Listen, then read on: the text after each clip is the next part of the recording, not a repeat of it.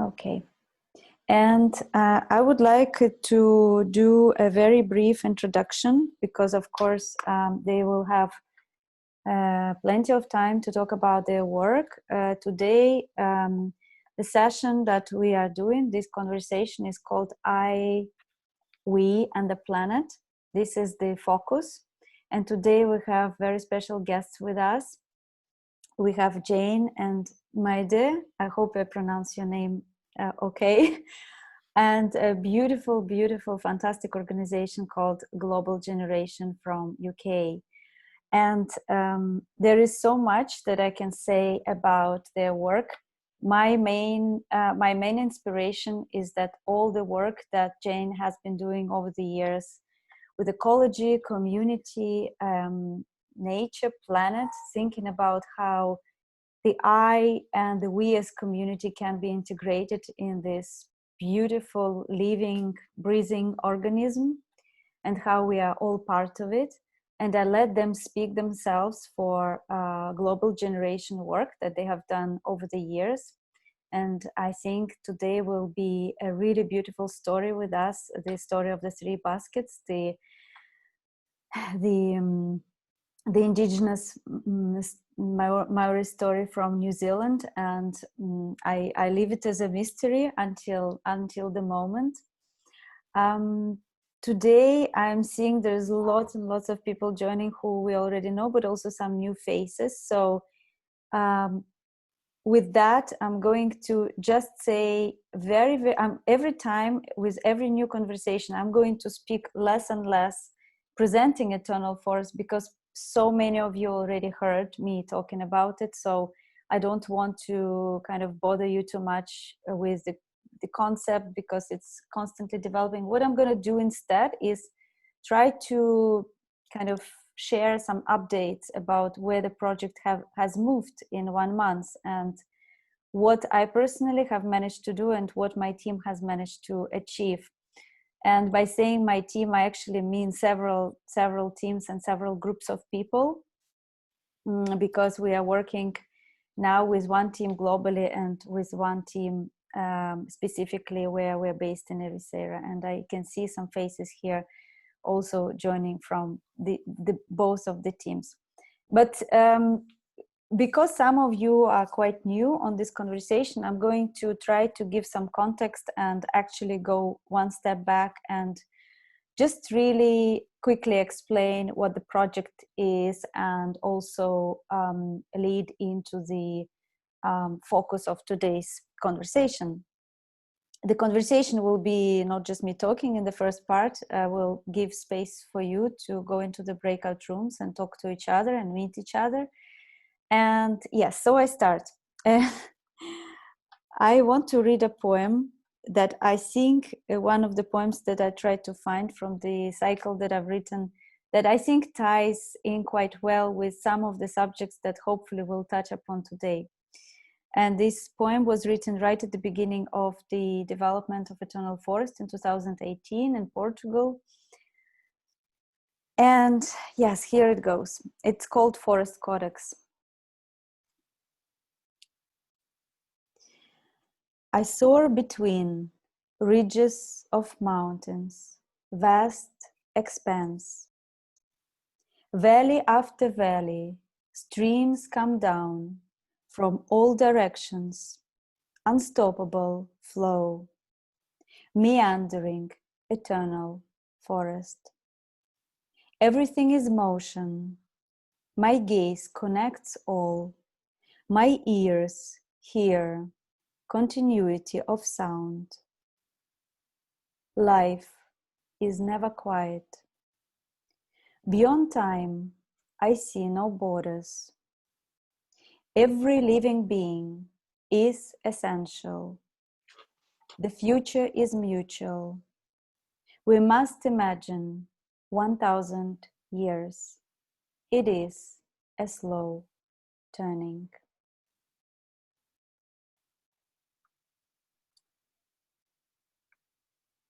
So I'm going to share with you my screen just for literally, hopefully less than 10 minutes.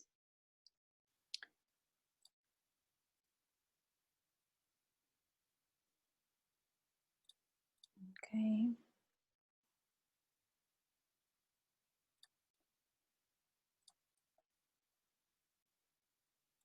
Okay. I think I can do that. Yes.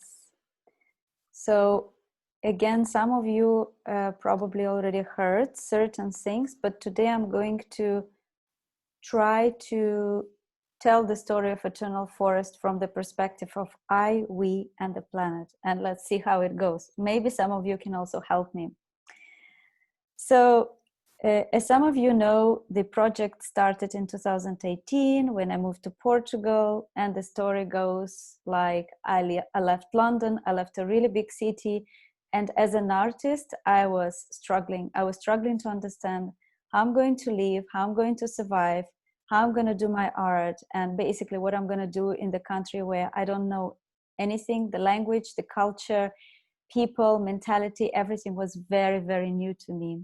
And so through my struggles, I had a really beautiful synchronicity.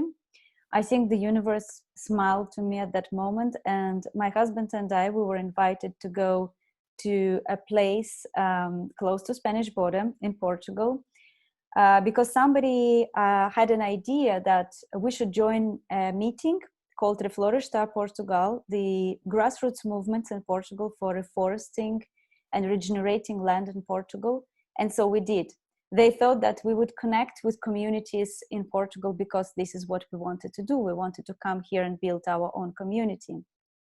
And so we joined that meeting, and in that meeting, my mind literally exploded because we came right in the middle of aftermath of a big fire in Portugal, and I saw a lot of people in the room sharing their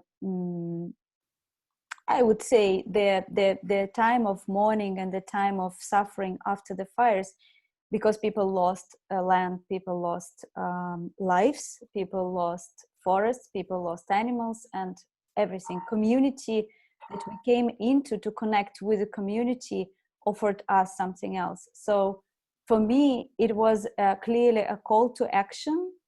And as an artist, I decided at this moment that perhaps there is a moment for me to step into something and to explore this story, to try to kind of unwind, untangle this, this bunch of different threads.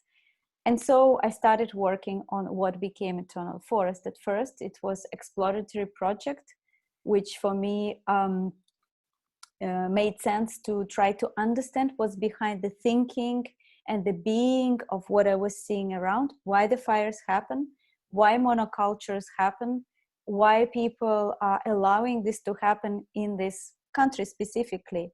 And there are many different details I can share with you, but what I want to share is that I experienced a major transition in my life from being from being an artist that creates visual works, that does installations, performances, loves to work with sound, with media art, with interactive work, with immersive experiences, to suddenly working with communities. And that really changed my life, I think, for the better. It made me also a different person. I think I was also at the time of my life when I was ready for that, ready to step into that space. And so I embraced it, and it embraced me. And gradually that work developed to include various experiences that I did with communities in Portugal, temporary communities, but also permanent community that I consider where I live in Ericeira. And so the work that I was doing, I think it mainly focused in that film that you now see on the screen. It's a screenshot, and it allowed me to step into the space, understanding how communities might function or not function, and how things connect through people's lives and their relationship between themselves, physical or distant relationship. In the film, if you have a chance to watch the film, or you will ever watch it, you will see that there are people talking about their relationship to the forest, but also their relationship to each other. And in fact, we were struggling to find people living in the same village that would feel like a community. So we had to go around and really collect those stories and collect those narratives and think how we can build the story that questions this relationship. And then I gradually, Eternal Forest grew to invite me and to offer me an opportunity to create something else, think about physical spaces and think about how forest space and human life, human space can be connected. And I want to share something with you today that really clicked in the last couple of weeks in my mind is I always present Eternal Forest Sanctuary as a space which is for the humans and for the nature, the space that is protected, the space that is for the arts, the space that is sacred, that is created and supported by the community. But what I really understood recently is that perhaps it is also a space, a dedicated space where human and nature can meet. And maybe we are called to try to imagine what are the ways of this meeting, what are the ways of this listening and the conversation that might happen.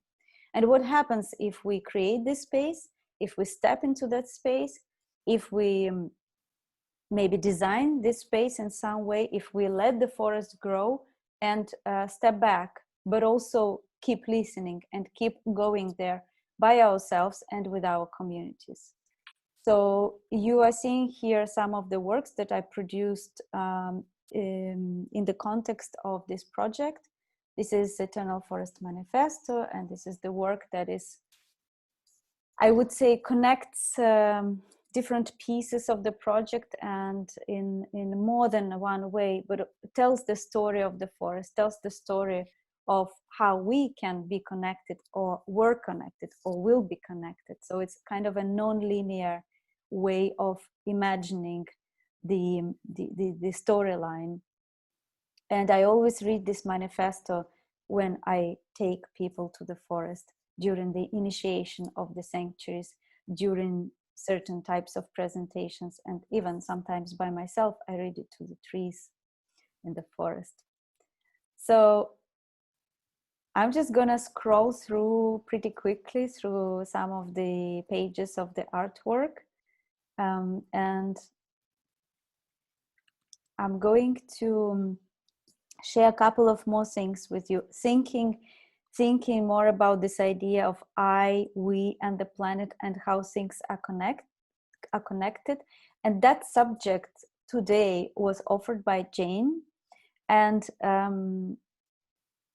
I started thinking more, what does it actually mean for me? And what it means for me personally is I feel that creating forest spaces, helping forests to regenerate, going there, and the process of listening and staying with the forest allows me personally, and perhaps some of us, offers that space to shift the notion and the question of what is I in that sense. What is I as a human? What is I as a plant? What is I as the ecosystem that we are witnessing, that we are listening to, that we are stepping into? So that question of self-identity, the question of dissolution of the self as we know it, and perhaps stepping into the shoes of the other self. This is an opening, a proposal, a question for today.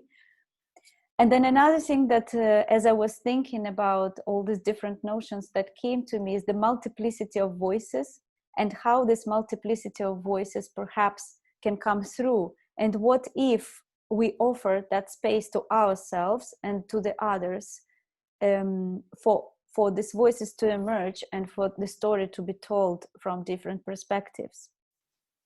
And then what if we had a possibility of, by stepping into that space and exploring that space, to heal that relationship with nature, whatever it might mean for some of us? And what if we could discover or rediscover that wholeness that is there? And what if we were not separate from it? And so So the relationship between the I, the we, and the planet then, for me, is becoming more like a stratification of the forest. And I'm using this word because I'm now also in the last 2 weeks learning principles of syntropic agriculture, and there is a lot there in terms of the succession of the different species and the stratification of the forest, and why is it important not just to plant trees but to create the ecosystem from the very start, and think ecosystem from the very start. And how does that then apply in our society? How does that that principle of syntropy brings new questions to us in our society?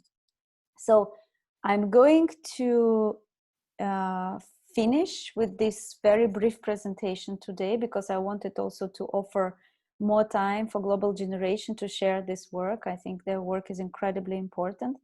I'm going to copy some of these things on the slide into the chat so you can save it for later. It's just an invitation of how you could be part of the project if you felt like. And there are many different ways. Basically, I'm trying to be present as much as I can, to be present publicly and talk about the project. I'm also in the process of finding new partnerships and new organizations that would like to think how we could collaborate together and join forces. And I'm also in the next several months, I'm going to be stepping more into the funding rounds and seeking more support for this project because it's continuously growing. And I will also copy paste contacts, so you could always contact me, and I'm always happy to talk privately, personally on Zoom. So this is basically all I wanted to share for now. I'm going to stop sharing my screen. I am sure some of you might have more questions. So with this, I'm going to invite you to step into the breakout rooms. And today I got a question for all of you that I would like you to try to consider and share between those who are going to end up in the same room. And the question is, what is emerging for you in the space between the I, the we, and the planet? And this can be done from many perspectives. I'm just inviting you to sit with the question for a second, and then perhaps when you go into breakout room, to introduce yourself to each other very briefly, and to share in a way that everybody can share. And once you've shared, maybe one person can capture and harvest what you heard and share later in the chat and in the circle when we come back. So I'm going to repeat the question, and please be free to explore it and to really interpret it how you feel. So the question is, what is emerging for you personally in the space between the I, the we, and the planet? These three beings. And I'm going to try to do the breakout rooms now.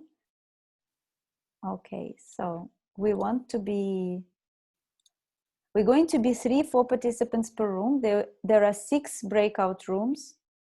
It's totally random. So I see you back in, hold on.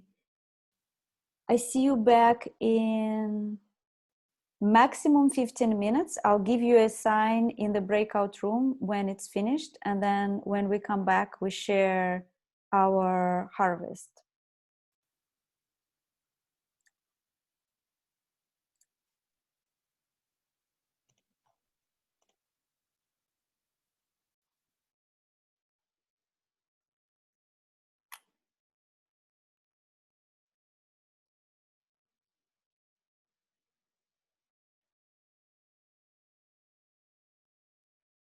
So some of you haven't joined.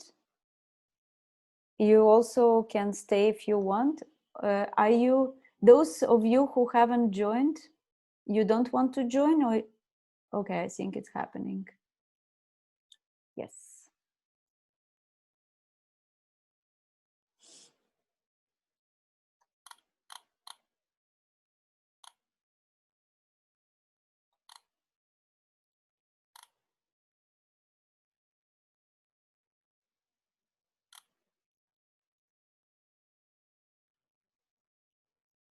Andy, do you not want to join a room? You would like to stay here, or you don't see the invitation? Shayla, Joanna. So yes, I lost contact with you, so I don't have a breakout room. I'll stay with you, or you can do whatever you want with me. Okay, hold on a second. Let me just see what's happening here. Let me just make 17. Okay. I think people are still joining the breakout rooms. Kay, can you hear me? And Andy and Joanna. Okay, so I would like to know if you can hear me, because we can make a breakout room here. So Shayla, you are here with me, you can hear. Kellis, you can hear me right now? Oh no, she's gone. I can hear you. You can hear. You don't want to join any room, so you can stay. Yeah, it's just because, I'm sorry, but I need to leave That's soon. fine. I don't want to start joining a room and then Of have course. to go halfway through. Absolutely, absolutely. So those who are here, we can just stay here. And if you want, we can, yeah, we can just introduce ourselves in this small circle and see who wants to talk. Those who don't want to share, it's absolutely fine. They can just listen in. And then, yeah. Who would like to start? Just maybe saying your name, where you're based, and what's your project, and then if we can just do a quick circle of introduction. Okay, because I might jump out. I have to jump Exactly. out. I'm Andy Egan. I'm a director with the Fellowship of the Trees, which is a new organisation based in the UK. And we are looking at supporting community sacred tree planting events and other initiatives, initially in the UK, but hopefully internationally as well. And we're just looking to make connections with similar initiatives at the moment. Beautiful. Shayla, would you like to introduce yourself? Yeah, I'm in Cleveland, Ohio, USA, and I use the chart style labyrinth, breaking it down into 4 pieces that I discovered in 2015. And those pieces are symbols of conception, implantation, cardiogenesis, and embodiment. And I use those templates, those pieces, those puzzle pieces, to draw parallels between womb ecology and world ecology. Thank you.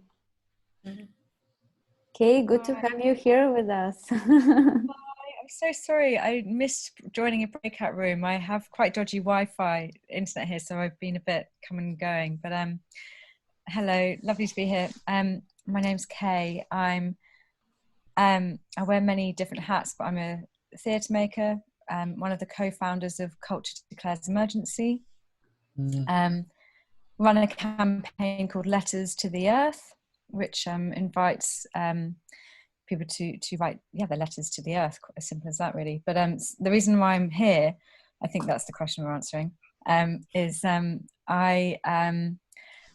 dreaming up and starting a campaign and a project for creative reforestation, so particularly for urban spaces. And I say creative because it will be bringing together the concepts of letters to the earth, so building a creative relationship between people and trees through writing, and create outdoor through growing these forest spaces, or restoring land with these spaces, creating outdoor community art spaces as well.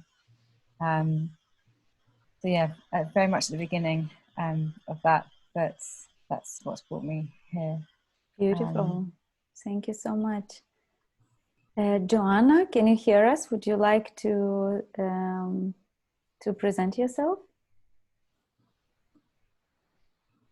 I think she's put a message in the group chat saying that she's got her baby calling her. That's all right. I think that's absolutely fine. So Joanna maybe can listen into, and so far we are 4 people. So I would like to invite you to maybe, if you feel like, to share what's coming up for you, thinking about the question that I asked you at the beginning before I sent people to the breakout rooms. Does anybody would like to share, to start? I'll maybe make a few tentative thoughts. I mean, it's really inspiring to hear what everyone's doing. And I think one of the biggest messages at this time, I was thinking about this morning, is how, you know, with the situation with COVID and Black Lives Matter, is how we really need to bring everyone together, and how in many ways all these issues are really connected. And I think we really need, I think nature can be the basis on which we create a movement for, if you like, ecological and social justice, and particularly supporting all the young people who've led on environmental activism over the past couple of years, and finding ways to connect with them, but also to address, I think is really important, is how can we address the fact that the environmental movement has historically perhaps been aligned to the system that we need to change, in terms of like the conservation industry, if you like, and that's still a factor now. And how do we really align climate justice with social justice, and to recognise that issues around climate and ecology are fundamentally issues of justice, because it's normally Black and Indigenous peoples that are most threatened by environmental degradation. And how do we ensure that whatever movements are created are genuinely representative and led by the people that need to lead them? I mean, the other thing for me is, because I've been involved a bit working with Tree Sisters and learning from them, is that the future needs to be feminine, and that also needs to be central to kind of moving forward, and, you know, creating, you know, we're facing a kind of climate and ecological and social emergency. And how do we connect the sort of beautiful dreaming, creativity and spirituality with the hard reality of the challenges that we face, and what role do forests play in that, you know? So I think there's a lot of work to be done. I'm just reflecting on that in the initiatives that I'm involved in, but I think that we need to bring people together and, you know, really kind of create something new, and that's genuinely connected to all the important issues, because I think they are all connected. Sorry, I waffled on a bit. Thank I you, ask a Andy. question, Andy? I can't remember what you said you're involved with early on. I was just landing when you were speaking. Do you All mind right. So, well, currently I was the CEO of International Tree Foundation for 7 years, but I'm now a director of a new organisation called Fellowship of the Trees. And yeah, creativity and art is very much part of what we do with sacred forest plantings around the winter solstice, which we did last year. But we've literally just registered as a community interest company. So yeah, we definitely want to bring art and music and celebration and to connect that to the whole, you know, restoration of nature and creation of new woodlands and forests in the work that we're doing. So, and I was also involved a bit with working with Tree Sisters on a planned campaign for next year called Year of the Tree, and I've been facilitating a network of reforestation organisations to develop an ethical tree growing code. Wow, let's connect outside of this. I'd love to hear more. Okay, I just started following you on Twitter, so you can connect with me there. Wow, that's so quick. Great. Sorry, I'm really sorry. I have to dive out because I've got another appointment I have to go to. But yeah. Great. I'm glad to have met in this space. Thank you, Andy, for your wonderful Thanks. contribution. Bye, Evgenia. Bye, Sheila. We see you later. Yeah, I think we need a seminar from Sheila on what she's doing, because absolutely, I need to unpack it so simple folk like me can understand what she's doing. So I'm sure it's wonderful. You lived it, Andy, so you already somatically know it. Okay, I like that.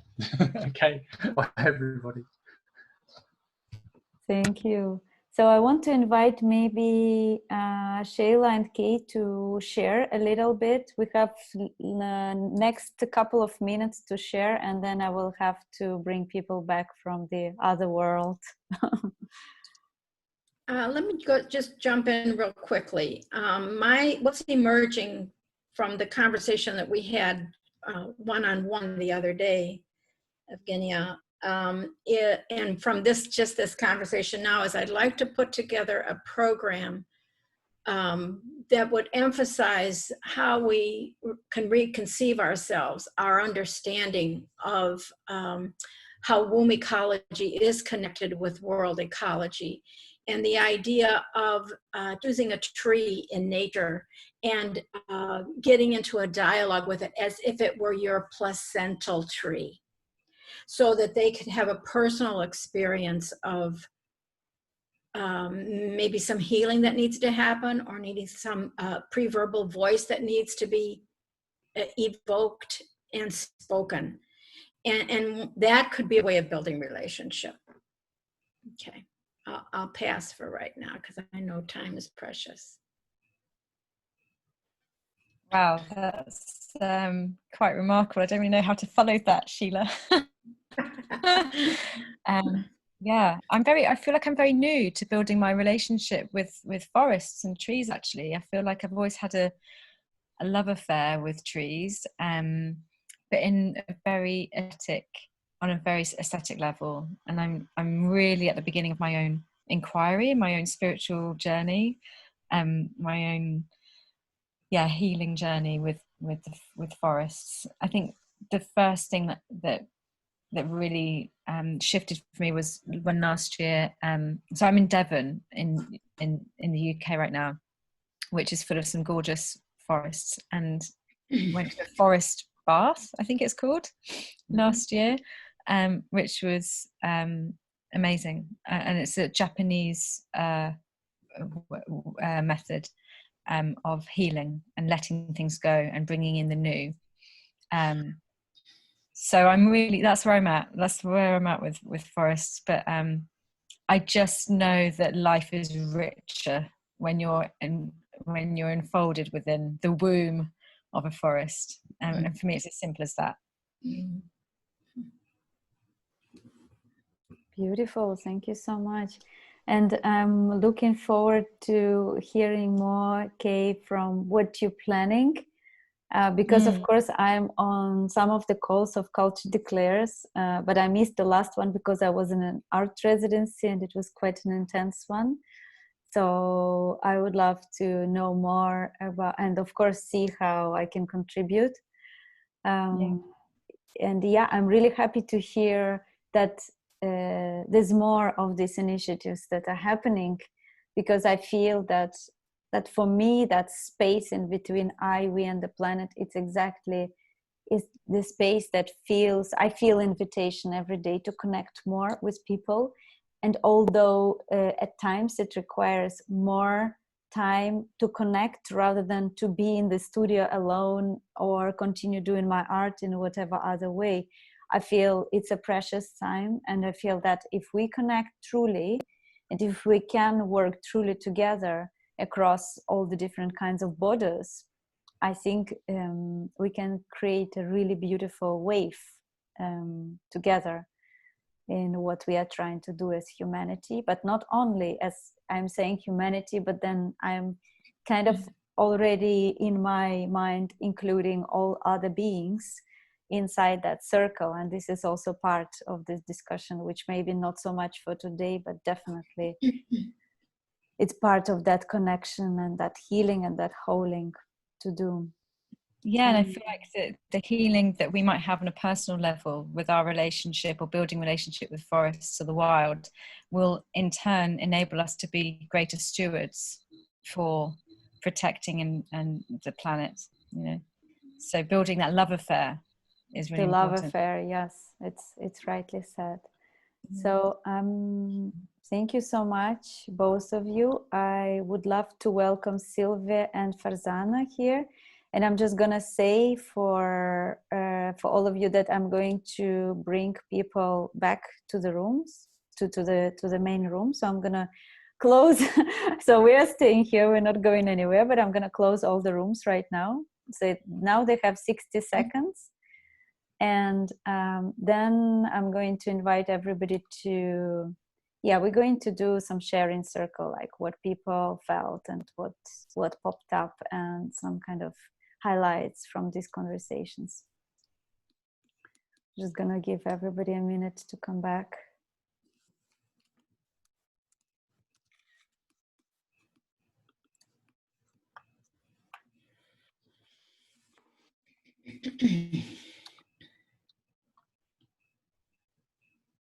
And for those of you who just joined, Sylvia and Farzana, you could also leave in the chat a message about who you are, what you're doing, if you want, where you're based, just to give us some idea.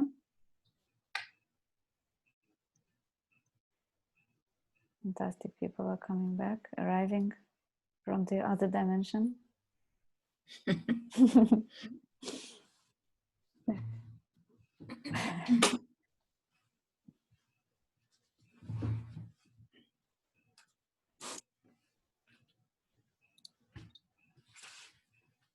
Okay, I'm still seeing that quite a lot of people are stuck inside the rooms, so need to wait a bit more.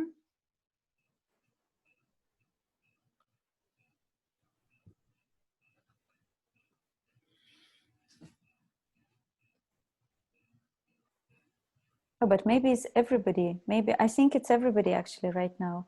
So I would like to invite you to, in a more like free way, for a few minutes to open your microphone and just share something that you noticed, something that was like a highlight of your conversation with others in your room, and somebody would like to share.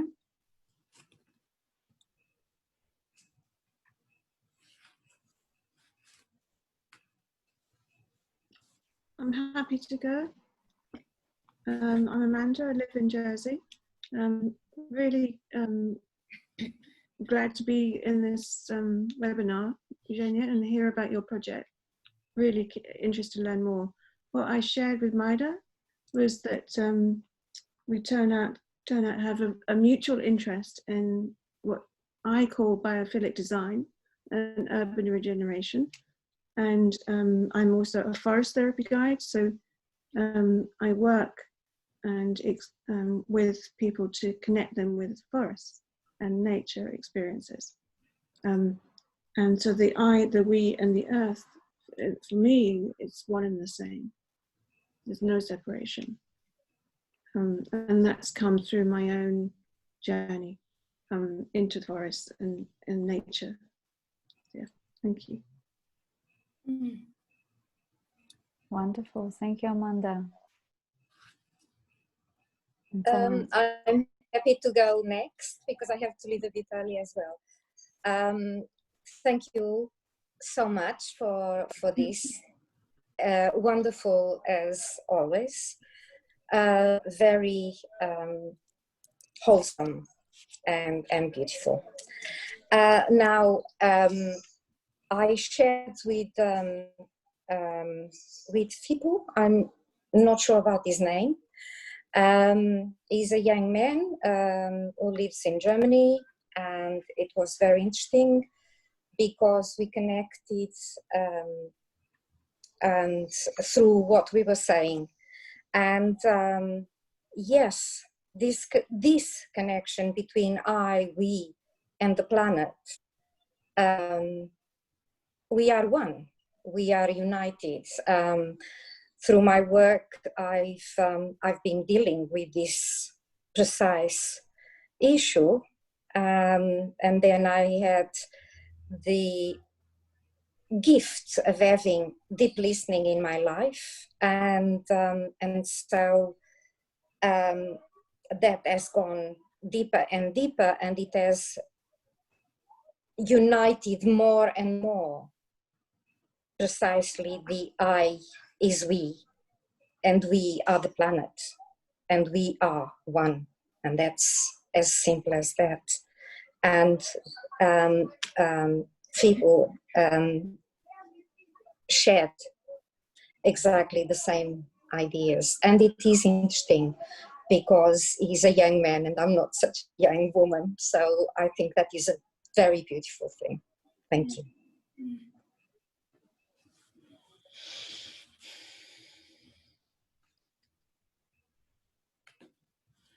I'll go next. Thank you, Kay, because I took a springboard off of something that you said about relationship between people and trees. And because I'm a birth psychology educator, I took that, the image came to me of having taking the people into the, in a safe contained area, have them choose a tree that they want, and then talk to that tree as if it were their placental tree. Go way, way back, maybe to pre-verbal, write pre-verbal feelings out as poetry, maybe something like that. So thank you, Kate, in my breakout room.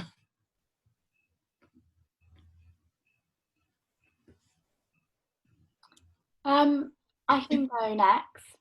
We were talking a bit about how people see their connection to the planet through these really small actions, you know, turn off the light bulb, recycle, and that's their way of sort of helping the planet. I'm helping the planet by doing these things, and this sort of, well, I can't remember the word we use now, rescuer, you're rescuing the planet, you're being this hero figure. Whereas I think that's because we see ourselves as disconnected to the planet.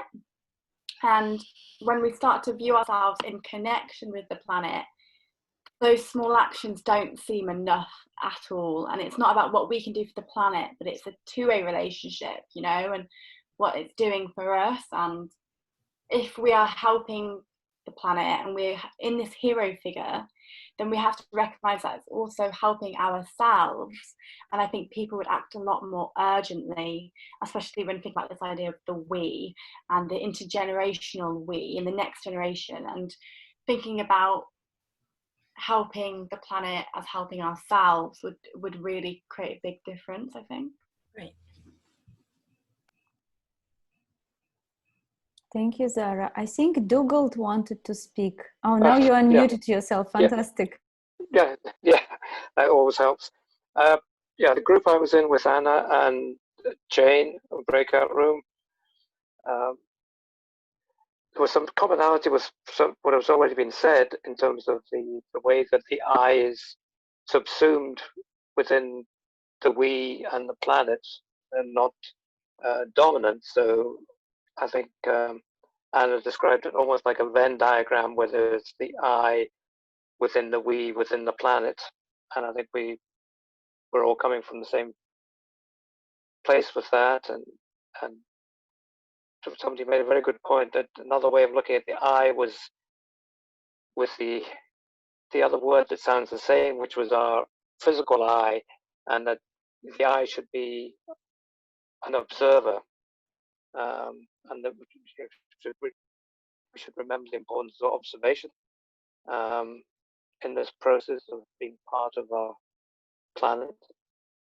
And there was, I think, a general agreement about the importance of, on our journey through the forest, or the metaphorical forest, is making it an inclusive journey, both within age groups and different backgrounds. And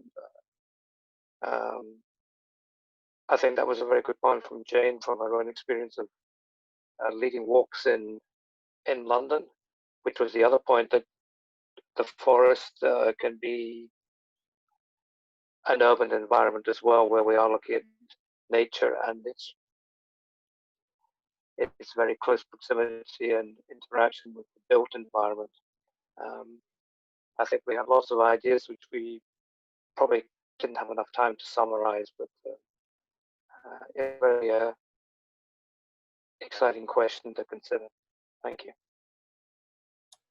Thank you so much. So we'll have another opportunity to go deeper into this subject, because Jane will put another question in front of us after they've shared their journey. And with this, without Sorry, I haven't shared from our group. Oh, sorry. Of course, Fiona, go for it. Let's do one more, and then maybe we'll let Jane and Maddie speak about their work. Yeah.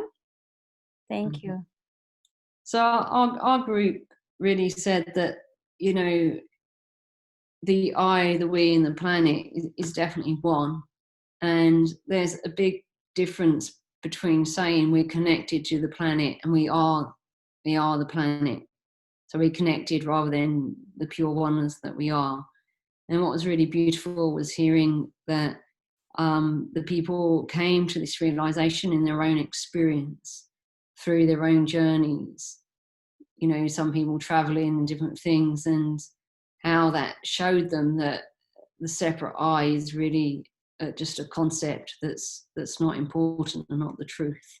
So that was very beautiful to hear.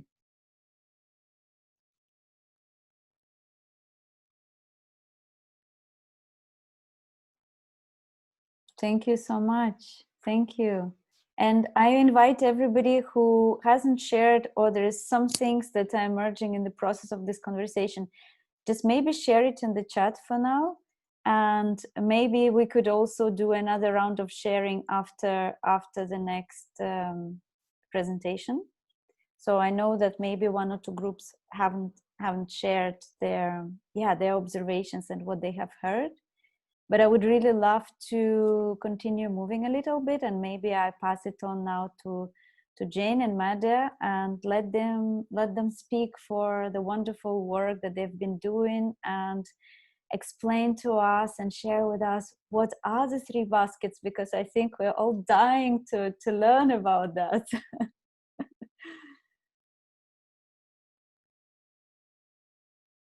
So you need to unmute yourselves.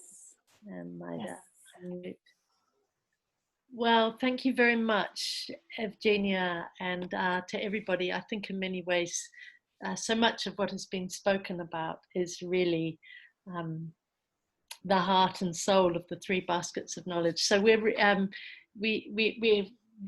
going to just take you a little bit on a journey of ourselves and global generation, and then I will make time to tell a version of the traditional story at the end. But well, thank you for your very nice introduction to our work, Evgenia, and I mean, so much of what you said echoes what we're about. But I thought it's very nice for me to have Maheda on the call as well. I really like doing these presentations together with the young people we work with.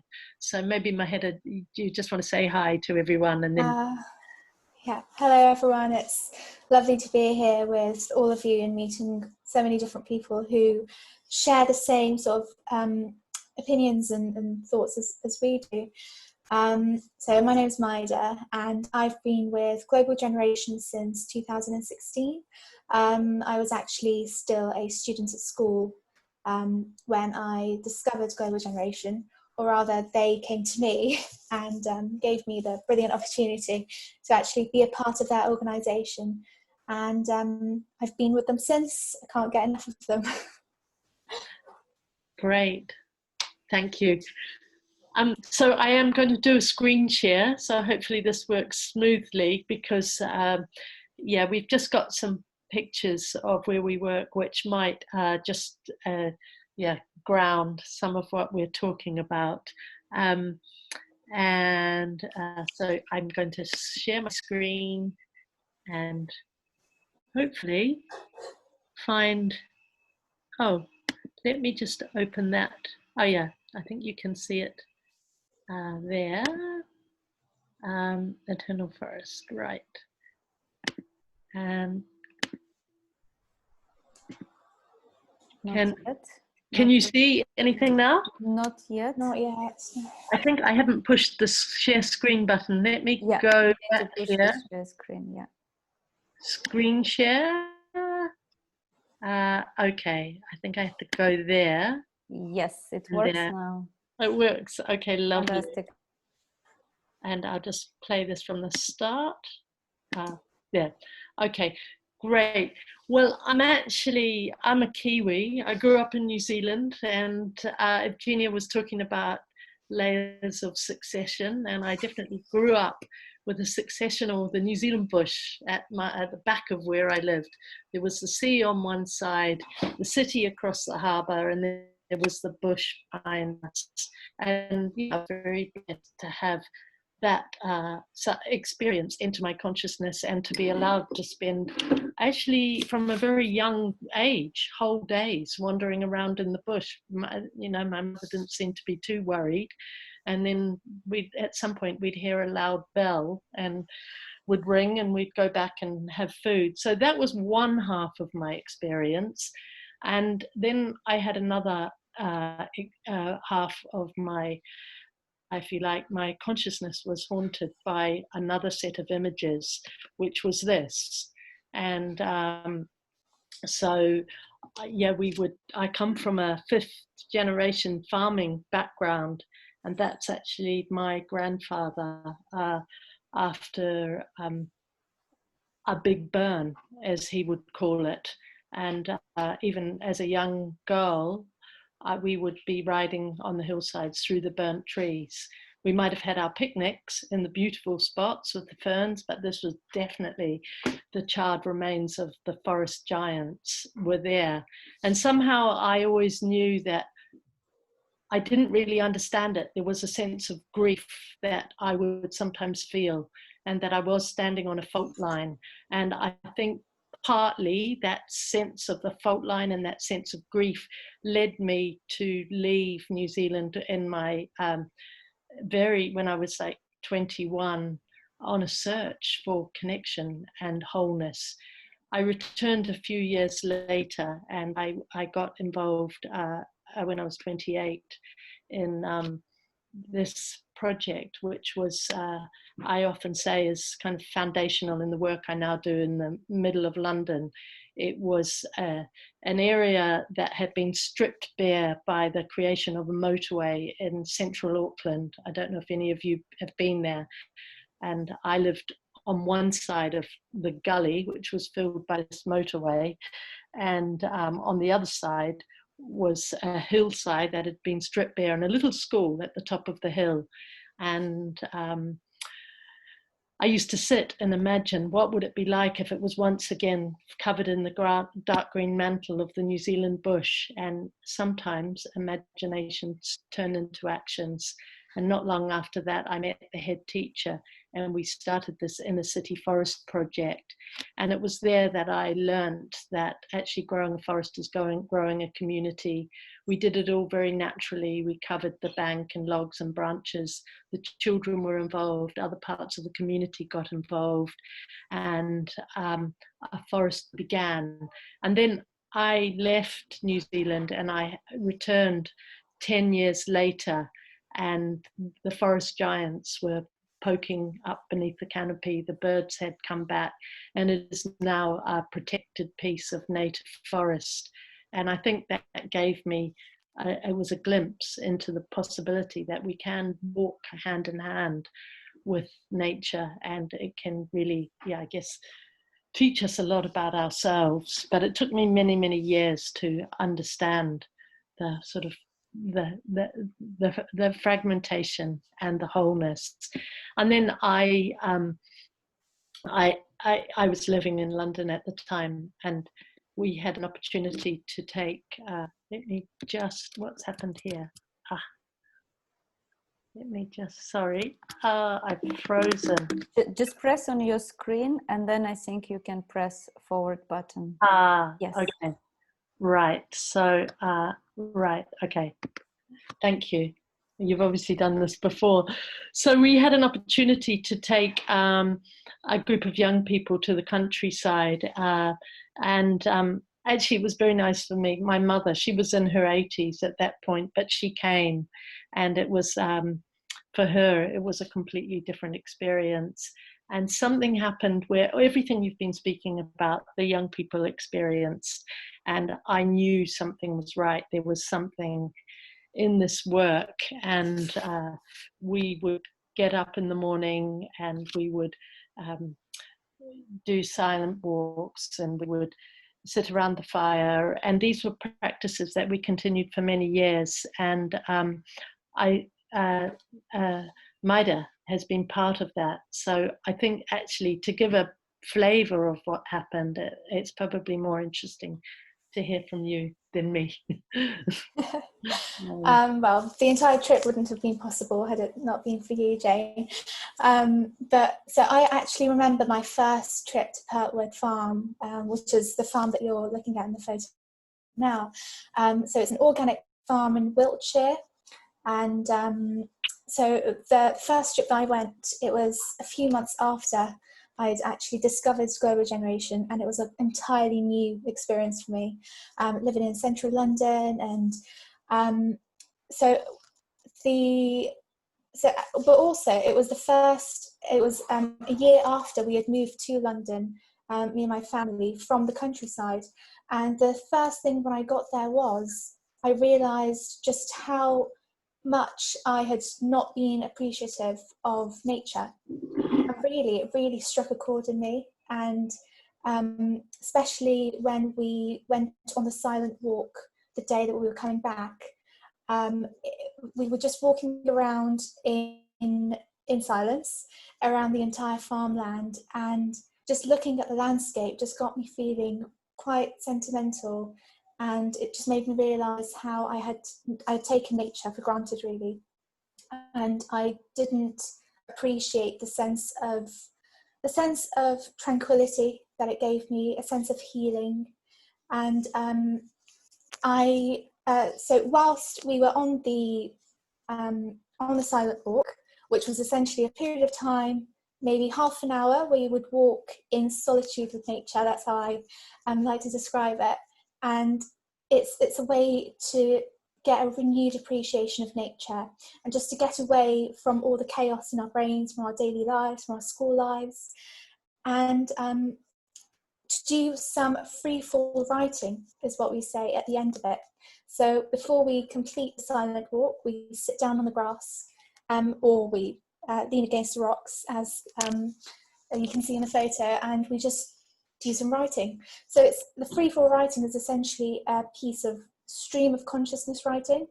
So it's as whatever flows into your mind at that moment, with maybe a sentence starter to get you going, and then you just release your emotions in that moment, how you're feeling, what you're seeing, what you've noticed, your appreciation, your observations. And I was looking back through the pieces of writing that I'd done, and we found one of the something that I wrote on that day. And I said, so this is 15-year-old me, I said, I've been able to see so many beautiful and breathtaking nature landscapes. I've realised that standing on a hill looking down in patches of beautifully crafted and patterned grass is not all that there is to see. But when you magnify and intimately and personally experience being in that piece of land, you notice it's not just there as visual satisfaction, but there as a means of life and beauty. And I think that was really the moment that I sort of knew what nature really does mean to me. And had it not been for Global Generation, I probably wouldn't have been able to get that sort of familiarity with nature. And yeah, it was just, I'd say it's one of the most memorable parts of my life. It was really interesting. And I went back one more time after that. And it was, you know, the trips to Pertwood Farm were the best trips that I've been to yet. And they were the only camping trips that managed to get me away from my fear of spiders and insects. So aside from the screaming and shouting at midnight, it was all good. Thank you. Thanks. So I was also very, you know, from early on conscious that it wasn't just about finding that sense of connection and silence in the middle of the countryside, that this deeper connected sense of I was there beneath the concrete, both in the places we work in the middle of London and in the people. And it felt very important to me and the co-founders of Global Generation to bring a sense of the forest to the middle of the city. And we had an opportunity to do that. I don't have a photograph of it here, but we had an opportunity to do that fairly early on the top of a rooftop. And our first projects was a rooftop garden where we got logs and branches from Hampstead Heath, but there was a sense of everybody working together, teenagers allowed into what is often out of bounds office building, and the office workers having a chance to connect with the teenagers in their local area. And the thing that bound them all was, and provided sort of two-way learning actually at that point, was creating a biodiverse roof on top of an office building. And then that led to the creation of a number of skip gardens. I don't know if any of you know King's Cross, but just where the station is, and we created these skip gardens that have moved around to different places. But we very much wanted them to feel like a campsite, and I think because of the work we'd done at Pertwood, it gave me confidence to do that kind of work in the middle of the city. And then we also, several years ago, we had the opportunity to develop another garden site south of the river in what was the Daily Mail print works. So I think we've made a bit of a feature of exercising unlikely places for this work. And there is something, you think about the forest margin and the edge of the forest where it meets the city, and in ecology that's the most creative and diverse part, and in mythology it's always that edge between the city and the forest. So I think we have gravitated to some of these places. So that's actually our storytelling work, Yurt, and it's made up out of the newspaper rolls and the architecture plans for the print works. For it is, I hasten to add, it is no longer the Daily Mail, but we have a large tool store there. It was in a tool store, a large workshop. And then over time, we obviously wanted to work outside. We have started to, you could say, positively colonize a good chunk of the car park, which is really not recognized as visible as a car park anymore. And I think very much the language of nature is also the language of story. So storytelling became more figural in our work. And we also worked with the seasons, and we used it as a way of curating all the work of the children we were working with who came from the surrounding primary schools. So we and we were collaborating with a developer, but in our own way, I guess you could say we had paganism in the midst of developer land, and in the hope that we can positively disrupt and mess things up a bit, and bring people on a journey. And we were very fortunate to have permission to do that. And so this was our Yule King, and this was another, the Phoenix Firebird.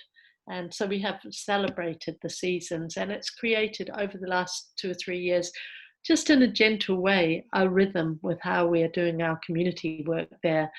And then we had an opportunity last year. We moved the skip garden in King's Cross, and a year and a half ago we took on this site, which is, but if you know London, it's right by St Pancras Station again, but on the other side, the Euston side, and it's behind the British Library and the Francis Crick Institute.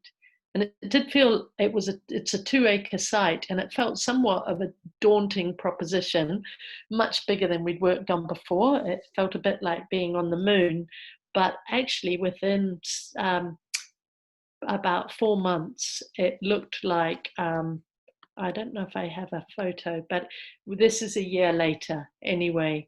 And is our office, and then thanks to actually Heather is on the call, so thanks to Heather Ackroyd of Ackroyd and Harvey, who are doing a project with the Beuys Oaks from, and I think Heather may have presented on this last month. We actually are very fortunate to have 50 of the Beuys Oaks, and we call it our oak forest, and it's become a place of storytelling. This was just last week. A young man called Dante, who lives opposite the oak forest, opposite the story garden, and he's actually telling the story of Demeter and Persephone there. I am, as I said in my small breakout group, I'm discovering to my delight there's a number of teenagers like Dante who are deeply immersed in the legends of old and Greek and Norse myths, and there's something about them just introducing them to the trees out of which many of those myths were spawned. So at the moment, Dante and I have crafted a story around Yggdrasil, and it's partly his own story, but the Norse myth of the world tree that unites everything. But I kind of feel like all the ingredients are there, and it's just our job to make these linkages and create the conditions for something, the life beneath the concrete to come out. And we also, what was the skip garden has really now taken to the streets, and so this is where I live. We have several parklets with a number of the skips.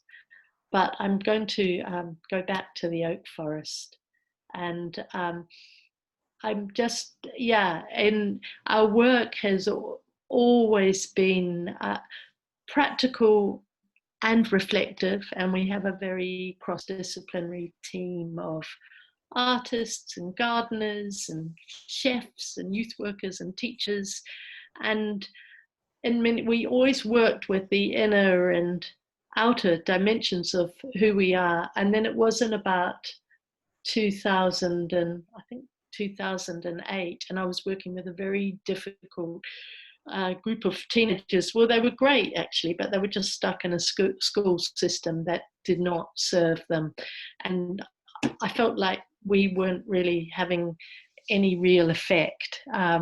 And we were part of a climate change competition called the Big Green Challenge, and it was all about counting carbon. And it really just had no dent, because they really couldn't connect with the fact that they were even on a planet. So to suddenly be talking about carbon counting, and I thought we were pretty much flunking. And then I came across, it was actually, someone called Ken Wilbur drew on a lot of previous work, and he coined this phrase, self, culture and nature. And for me, that wasn't quite the language I could work with, but I reframed it into I, we, and the planet. And something incredible happened when we worked with this group of girls.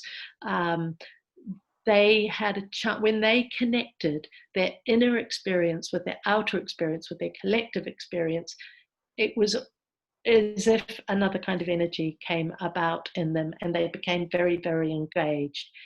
And I guess that began what has been more than a 10-year inquiry for me about what I sometimes call the triple gem. And I discovered that those 3 dimensions were, I mean, this is a pretty loose interpretation, but present in Plato's beauty, truth, and justice, then goodness flows. And it was present in many cultural stories around the world, including the Māori. One of the Māori creation stories was about the 3 baskets of knowledge, and it was about the knowledge that was given to the tallest tree in the forest, Tāne Mahuta, before humans would walk the face of the earth, so that they would walk generatively on the earth. And when I came across this story, it was as if it brought me home to New Zealand, and it landed completely inside Global Generations work. There I was, 12,000 miles away, and I felt deeply connected to aspects of the culture in my own country that I hadn't grown up with. And I discovered there was so much in Māori cosmology that connected with my own view of an evolutionary and evolving and expanding cosmos that has meaning. And I'm going to tell you that story, but I actually think in honor, it's really, sometimes I go for even a year without telling the story. And it has come to life for me in the way young people have interpreted it. And since we've talked about Pertwood, our campsite, I will tell the story in the version that was rewritten by one of the young people who worked with us, called Lily. I think my colleague Sylvia's on the call, and she also worked with Lily, and we caught the train down to Wiltshire with these young people, and some of them I thought, wow, how are they going to find this experience? But I sat next to Lily and I told her the traditional story, and then she wrote it in her own way, and we used it as an overarching story for over 2 days. And so the story goes like this. Once upon a time, not so long ago and not so far from here, there was a young woman called Lily. And on her way to school, she always found she felt jarred. The streets were dirty, they were unfriendly, but worse than that, the hallways at school were loud and full of bullying and contradiction, and there was a fundamental feeling of not niceness. And Lily just had this feeling that things could be different, and she didn't know how.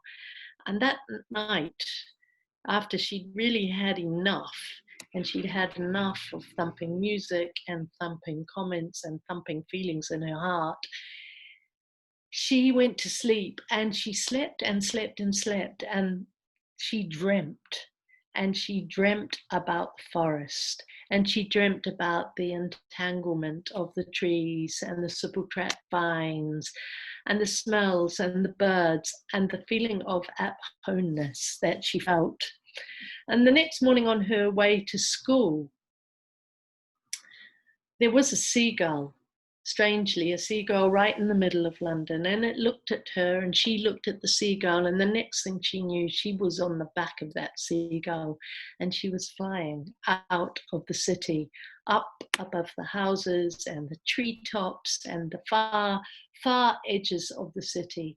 And she arrived in a small wood, and the seagull left her there. And in the way that it does, the forest opened itself to Lily, and she found her path. And she found her path right into the middle of the forest. And there ahead of her, there was a yew tree, an old yew tree. And she somehow knew this was the mother of the forest. And she spoke to that tree. How can I make a place where people are good to each other and every living thing on the planet? And the tree looked back at her and she said, I am wise. You're right to speak to me. My roots go down deep and I stretch up to the light. And I have seen many, many things. In fact, I've been here more than several hundred years.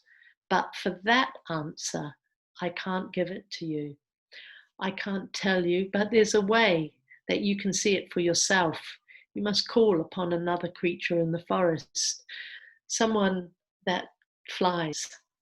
It's quite high above the branches, but not too high. And the next thing, Lily found herself calling, and she called and called and called, and there was a heavy flapping of the wind. And Owl flew down and sat on a rock opposite her. And with those big round owl eyes, Owl said to her the same thing. I can't tell you how people can be good to each other and every living thing on the planet, but I can show you. If you look into my eyes, you will see what the traditional story says was the 3 baskets of knowledge. And so Lily looked into Owl's eyes, and they were black and shiny like the mirror. And she kind of jumped back, for she saw herself, but not just as herself as a girl, so high and wearing shorts and keen to know more. She saw herself as she really was inside her. She saw all of her qualities, her hopes, her fears, the things that she aspired to, the things that she thought perhaps she could do better. She also saw her courage and she saw her patience. And it was like the whole of her inside self was revealed to the outside. And Owl said to her, that's right, that's the first basket of knowledge. Knowledge and understanding of oneself as one truly is. And just remember, even the gods have flaws.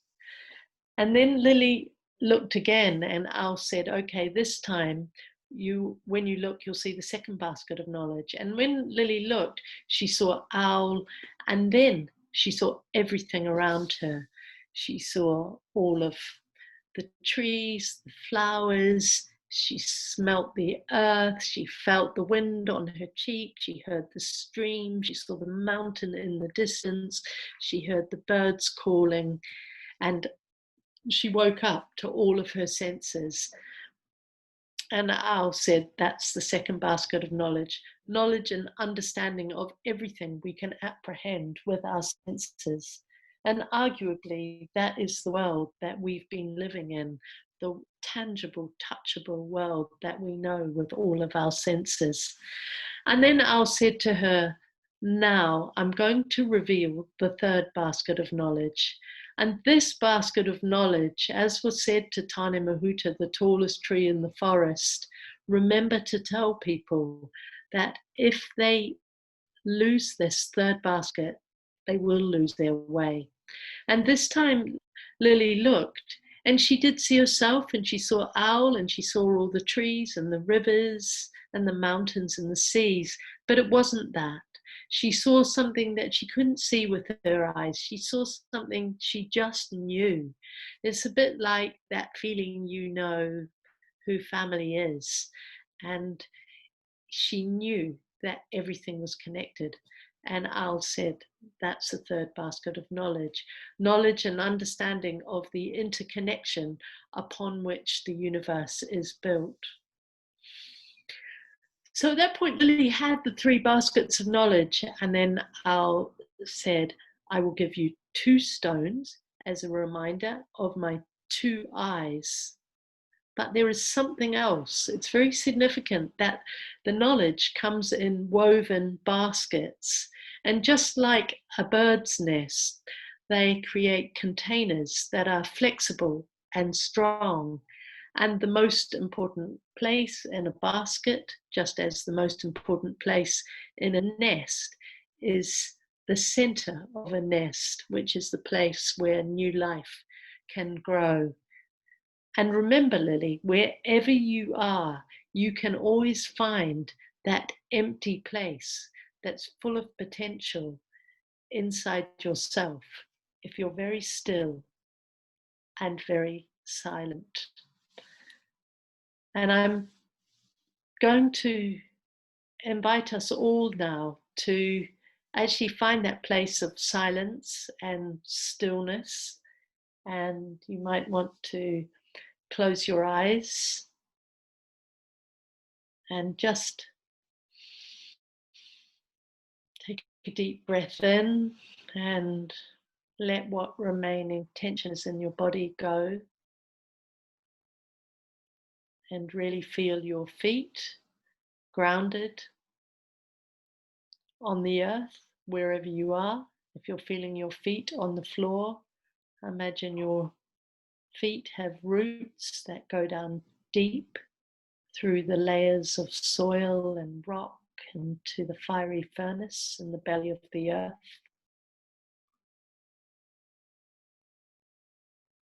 And then draw the heat up through your feet and your legs and your spine.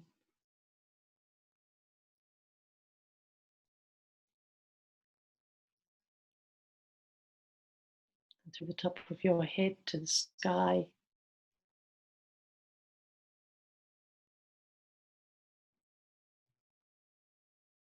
And then notice how, without doing anything about it, you're breathing in the same way as the forest breathes, as the earth breathes, as the whole of the wider universe breathes in and out, and in and out.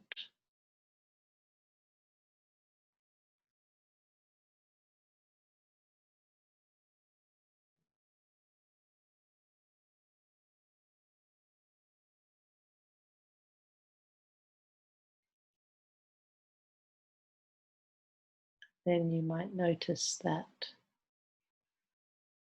almost sound of silence and space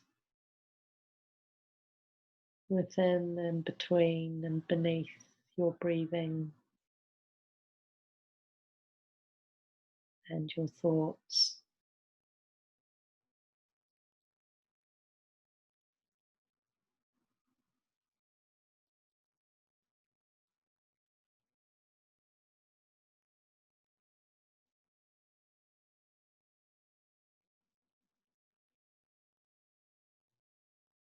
And now I invite you to take yourself in the eye of your imagination to a place in the middle of the forest that is special for you, where you've felt that sense of at-homeness, of larger I, we-ness,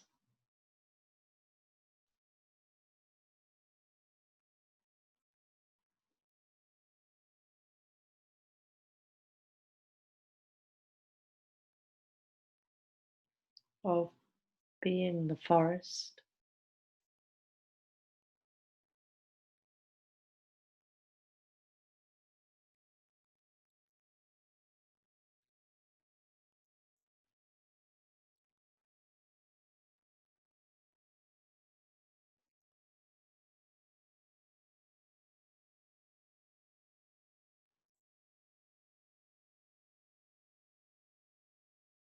Notice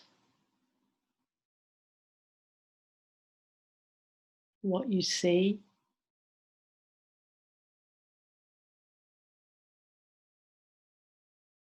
The tiny, beautiful detail of the smallest of things.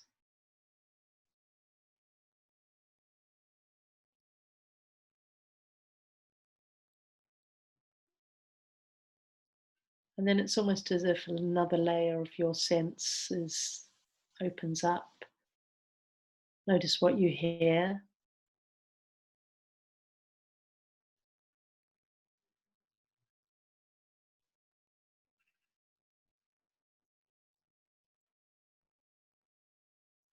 and the feeling sensation on your skin. Maybe you touch something.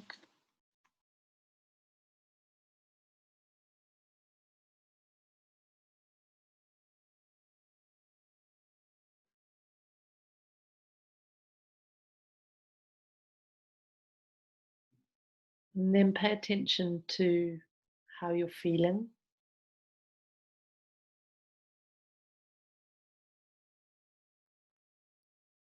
And if there's a particular quality or almost like a message or something that comes through for you,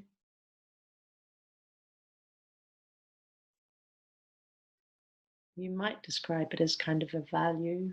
And working with young people, we often talk about these inner muscles inside of ourselves.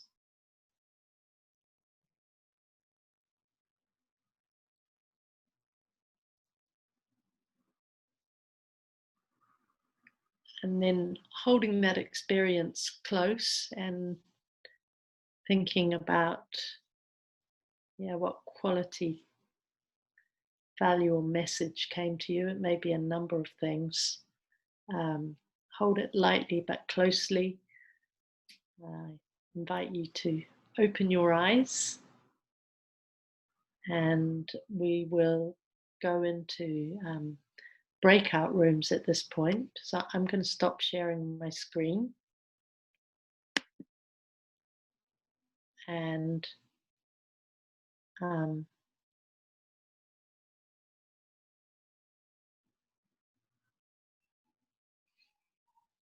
if Evgenia, you can put us in the breakout rooms, that would be really great. So I'm going to redo breakout rooms because a lot of people left. I need to make sure that nobody's stuck by themselves. So I'm going to recreate. And I should just say the invitation in the breakout room is to share what your experience was. Mm-hmm. So I'm going to do 2 or 3 people per room, and I'm going to recreate all of them and open the rooms now. And we're going to have just a little bit less time because, of course, a lot of people have to leave. We're running out of time. So let's just do 6 minutes max, okay? And I see you back in 6 minutes.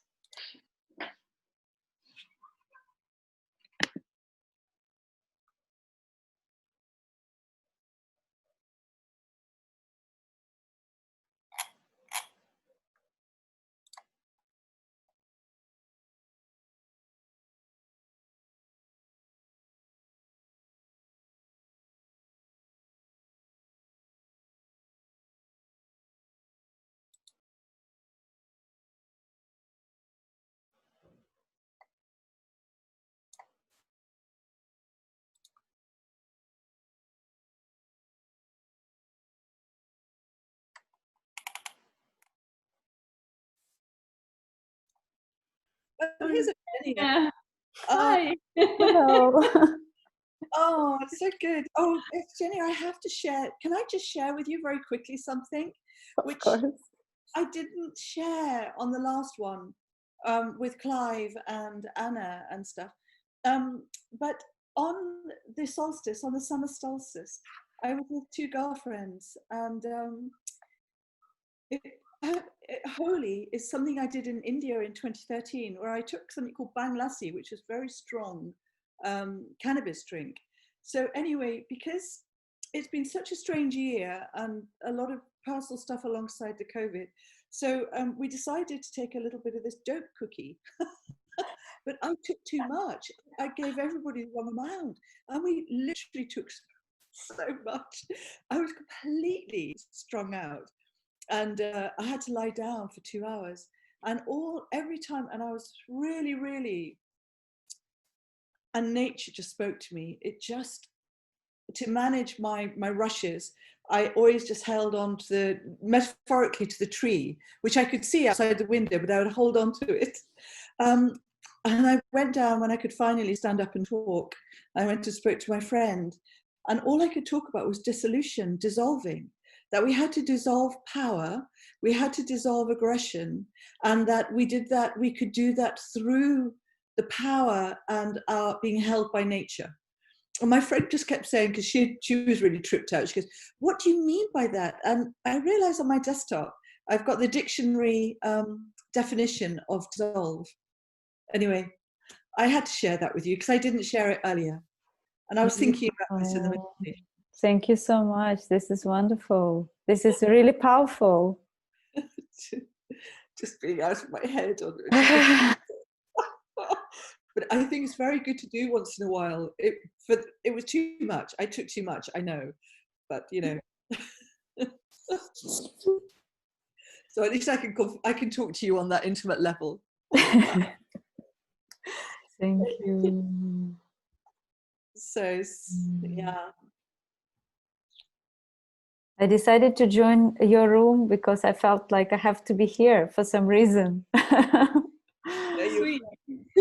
I just love it here where it just says to liquefy, melt, deliquesce, beautiful, disintegrate, diffuse, solvate, disappear, vanish, melt, evaporate, disperse, dissipate, disband, suspend, annul, nullify, void, cancel. But it's like, could we dissolve the power structures that hold us? It's a kind of it's just a way of thinking that you dissolve, which is a dissolution. It is a dissolution.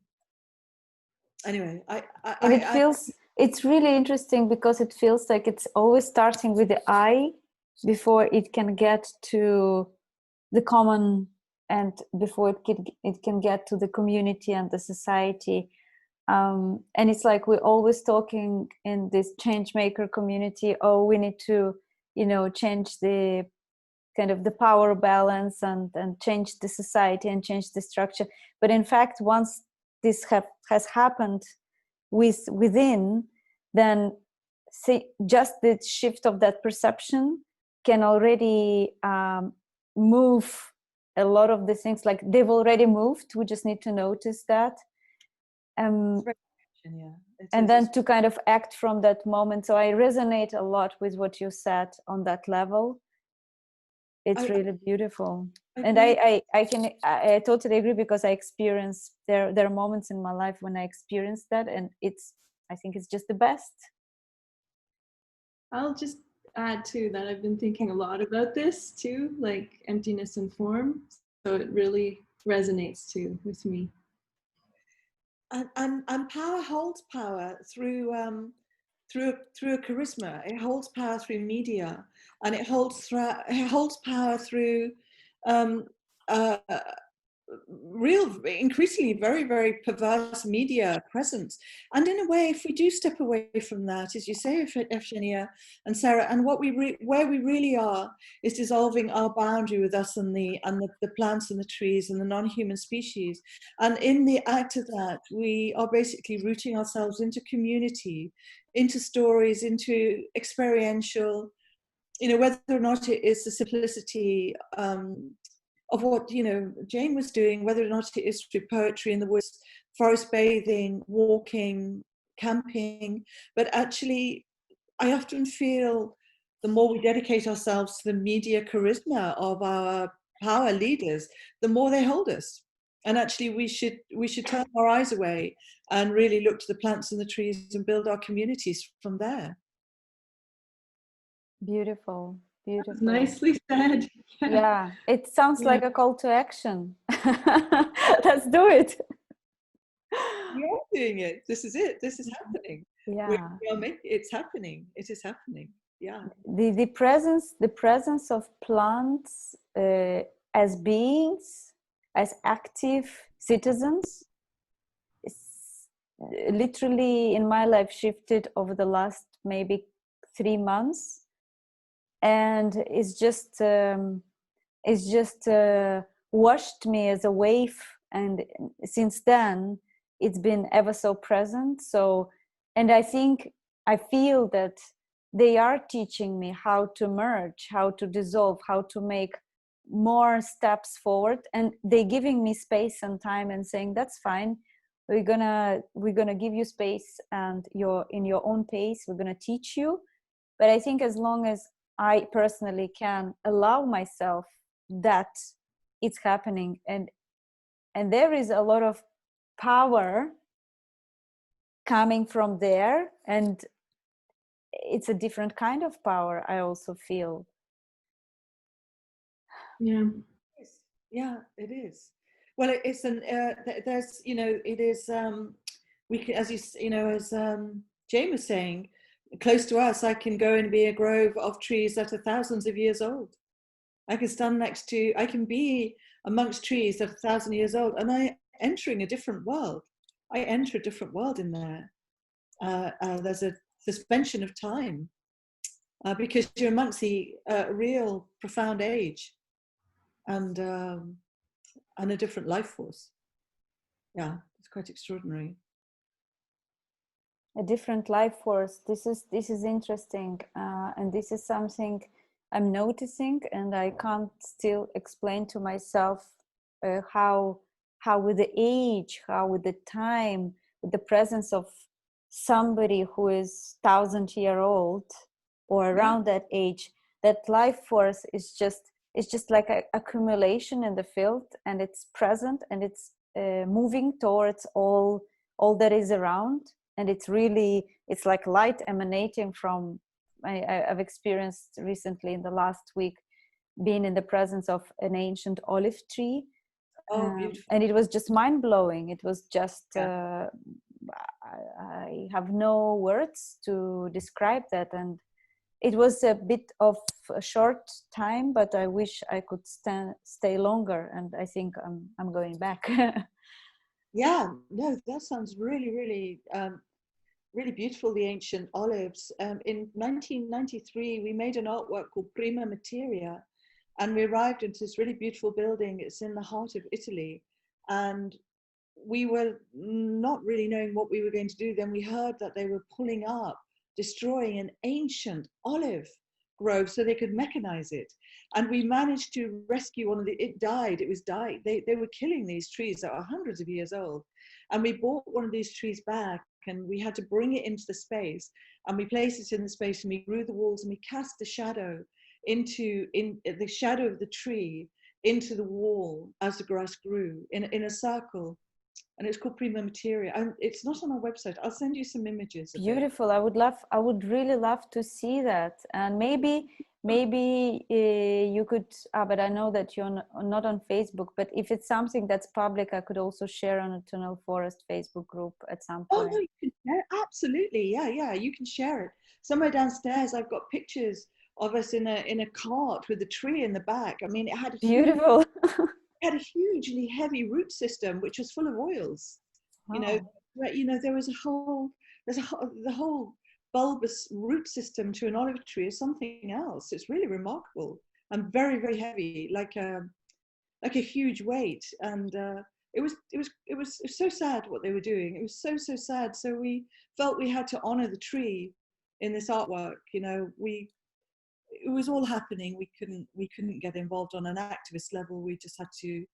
You just had to act on in this impulse and do what you could. Yeah, we tried to make a sacred. We did our best to make. We never described it as a sacred space, but I look at it now and I think that's a sacred space. Recognition. And I'll send you the images. Actually, Sarah, can you share your in chat? Can you share your email, please? Yeah, sure. So I'd love to send you. While you're doing that, I'm going to bring everybody back because I'm aware we are already 10 minutes late, and I would like to start going to the closure. But we can continue sharing, and the chat will be saved and sent to you. So I'm going to close the rooms and go back to the main space, and I meet you there. Thank you. Thank you, Sarah. Thank you.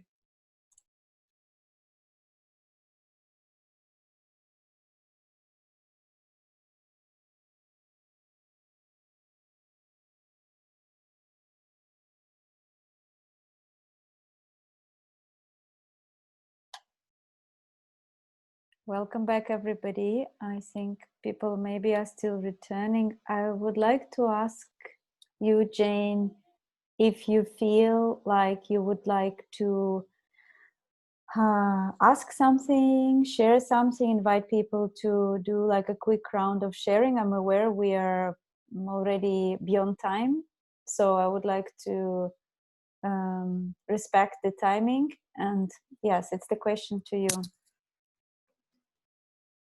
Are you unmuted?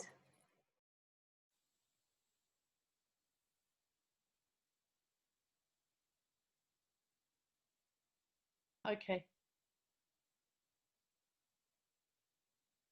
I don't know if you can do it in a sentence or so, Maida, but I just was very touched by what you told me about how, you know, living in the middle of London, and you'd been in during this whole COVID situation, and what happened for you in terms of the nature connection. Yes, yeah.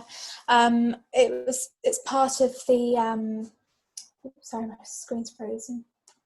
No, it's not for us. Oh, is it? Okay. Oh, I've got it back. Okay, so it's part of the Voices of the Earth project, which is essentially regarding discovering the cultural and historical relationship of nature, and also our relationship with nature. And that happened to me. So I recently moved into this house that we're in, and so since the lockdown in London, I hadn't been into our garden. So it was a good 2 months that I hadn't been in the garden.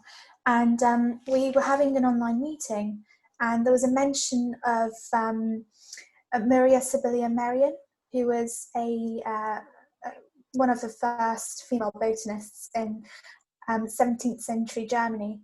And she inspired me, her story inspired me to go into the garden and just wander around and just closely observe all the simple plants and flowers that I see every single day, but I never actually pay attention to. And I think that was just a moment when, after being cooped up in my room and in the house for 2 months during the lockdown, I finally gotten out, and nature just sort of just being around nature and just closely observing just gave me a sense of refreshment. And it was like, it just filled me with this strange, it was as if I've been revived or something, because I was feeling really dull and tired and fatigued for ages. And it's I don't know, it's difficult to put into words, because it just gave me such renewal and energy and inspiration to actually do something with my days at home. And that's just the inspiration that it gave me. Although I wasn't able to, I can't sketch. I'm not good at sketching, so I wasn't able to do what Maria Sibylla Merian did. But I did take really close-up photos and just observed them and just saw the relationship with nature and how plants and insects are so interconnected, and that's also how it links to us as well. And it's just through these small observations that we can actually find a connection with nature and just appreciate it. Thank you. So I think just drawing off that, just to have some, it could even be just one word as a way of a checkout, really, because what was the strongest quality that may have come to you when you were describing or or experiencing that place you took yourself to in the forest. So it would be interesting just to hear some. And you could say that's the kind of, the inner side of the work.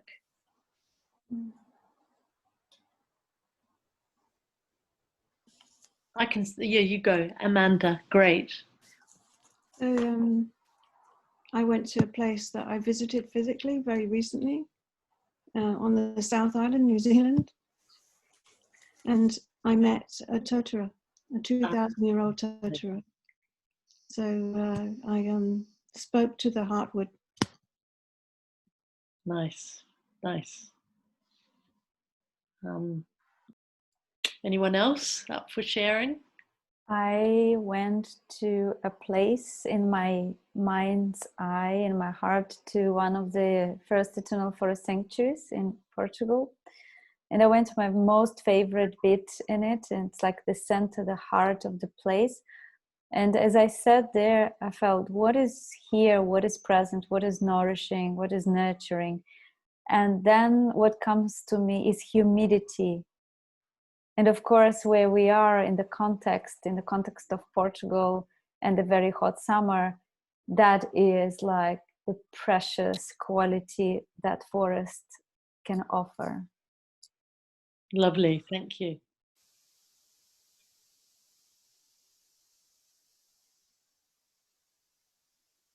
Anybody else?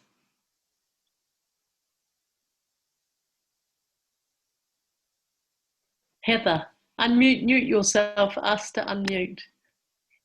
I have. Thank you so much. Yeah. The word that came to me was suspension. I felt very in a suspended place, and I think I needed, thank you so much, Jane, I needed to go into that place you took me, because I felt a little bit storta, as they say in Italian today, one thing after another. Yeah. So that just sort of allowed me to suspend. And as I was occupying different spaces, but as I came through and was speaking afterwards with Sarah and Evgenia, I was talking about this very beautiful yew forest close to here, where some of the trees are 2,000 years old, and it is almost like going into a different land and a different time, and yeah, it really holds you. And I, just listening to your story as well about Lily and her encounter with the trees and the owl, and I sort of think, really, I'm actually going to go and sit with the tree for an hour and just do that. I'm just going to sit with the tree for an hour in the next few days. There you go. Nice. Wow. If that's the only thing that this online call has brought about, that's a good one. Yes, great. Anna. For me, it's about replenishment. Yeah. It reminded me, because I do forest bathing walks, and it's very similar to the exercise of engaging ourselves with surroundings. So even though I'm not there, I felt very much transported to that reality, and yes, replenishment. Lovely, thank you. All right, is that everybody, or is there anyone else who wants to say anything? I will just say trust, and it's something I always get when I walk inside the oaks that Heather very generously brought to the story garden again and again. It's trust, and especially when I feel like, oh my gosh, what are we doing? What's going on? I walk in there and it's good.